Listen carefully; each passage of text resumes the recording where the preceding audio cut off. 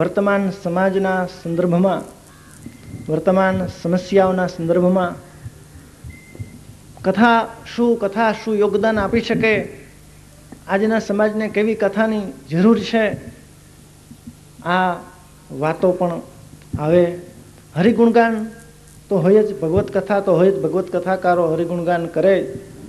પણ સમાજ જે રીતે પરિવર્તનનો એક પ્રવાહ ચાલી રહ્યો છે, એના સંદર્ભમાં આ સંસ્કૃતિના ધર્મના મશાલચીઓ કથાકારો એ એક મોટું કાર્ય કરી શકે અને એ નિકટ બેસે, આવું કંઈક વિચારે, ચર્ચા કરે, પોતાના એવા વક્તવ્યો આપે.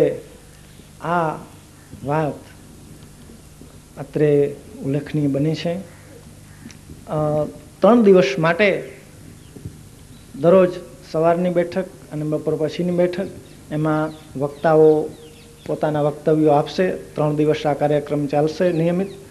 અને પોતાના કથા વસ્તુ ભાગવત છે, રામાયણ છે, શિવપુરાણ છે, દૈવ ભાગવત છે, જેના વક્તા હોય એના પ્રસંગ દ્વારા, પાત્ર દ્વારા, સૂત્ર દ્વારા પ્રકાશ ફેંકશે.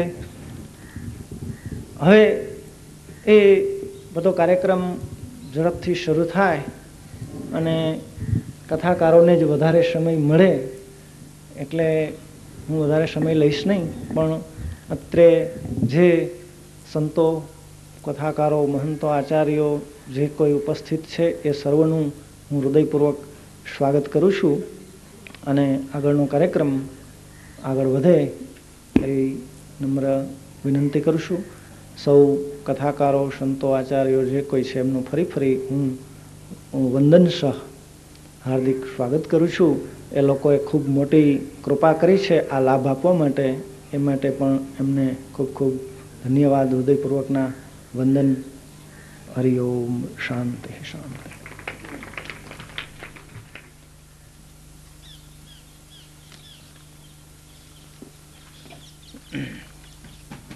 ગીતા જયંતિ મહોત્સવના પુણ્ય પ્રસંગે કથાકાર મિલનની સુમંગલ વેળાએ આપણે સૌ જેમની ખૂબ આતુરતાપૂર્વક પ્રતીક્ષા કરતા હતા એવા પૂજ્ય બાપુ અત્રે પધાર્યા છે. એ મોટું સદભાગ્ય છે.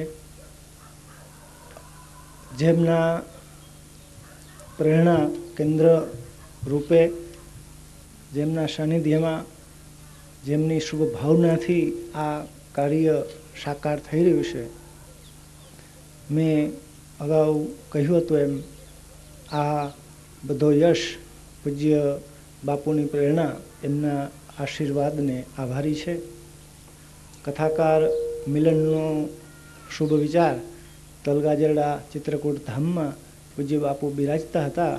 1 વર્ષ પહેલાં એમની મુલાકાતે આ બાબતે જતા આમ તો સહજ બેઠા હતા અને અખંડ અગ્નિનારાયણ જ્યાં પ્રજ્વલિત છે ત્યાં પૂજ્ય બાપુએ સહજ પ્રેરણા ઉદ્ભવી, સ્ફુરણા થઈ કે જોડિયામાં એક આવો પ્રયોગ કરો. તો એ એક મહાન પળ હતી આ કાર્યના પાયામાં. પછી પ્રસંગોપાત પ્રેરણા મળતી રહી અને એ પણ વાત કરી હતી. બાપુએ બ્રહ્મ નિરૂપણ ધર્મવિધિ એ પ્રસંગ એમની સન્મુખ આવ્યો. તો કથાકાર મિલન એ આપણી એક સાંસ્કૃતિક ધાર્મિક પરંપરા જ છે. એ કોઈ નવો કે એનો કોઈ બીજો ઉદ્દેશ કે બીજું કંઈ કહેવાનું રહે જ નહીં. કારણ કે આ દેશની પુણ્ય પ્રવૃત્તિઓ આત્મનો મોક્ષાર્થ જગત હિતાય એટલે સર્વ માનવ કલ્યાણ, જીવ કલ્યાણથી સર્વના કલ્યાણ માટે જ હોય છે આ દેશની ઋષિઓની, સાધુ સંતોની, ધર્મ ક્ષેત્રોની પ્રવૃત્તિઓ. તો એવું કઈ રીતે, કેમ થાય, શું થાય, આ બધી વાતો એના પાયામાં પડેલી છે. એટલે માનવ કલ્યાણ કહો, જીવ કલ્યાણ કહો, વિશ્વ કલ્યાણ કહો, આ દેશના સાધુ સંતોએ, ઋષિઓએ એની ચિંતન કર્યું છે.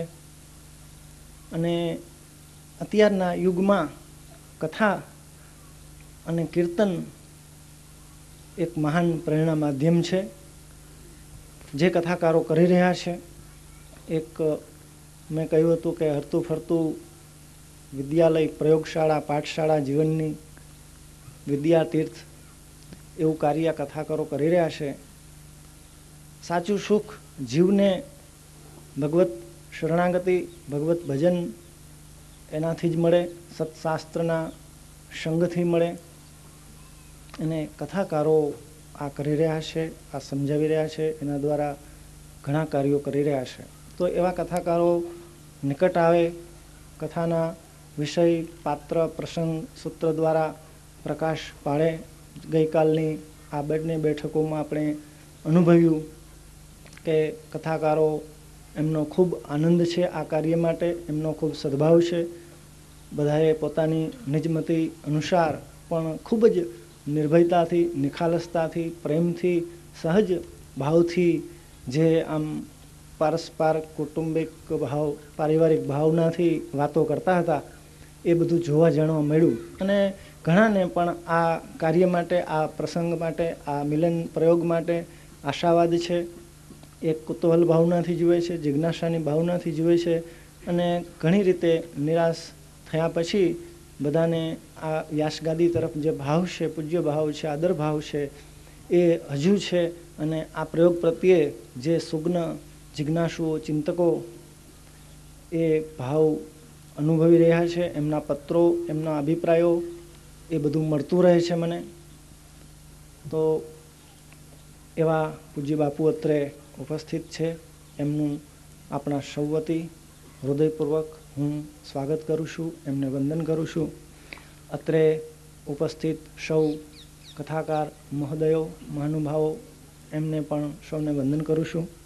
ઉપસ્થિત ધર્મપ્રેમી જનતાને પણ મારા ધન્યવાદ છે, કેમ કે આ એક દિવ્ય પ્રસંગનો લાભ લઈ રહ્યા છે. એહિસર આવત અતિ કઠિનાઈ, એમ ઘણા બધા તો બહુ દૂરથી આવેલા છે.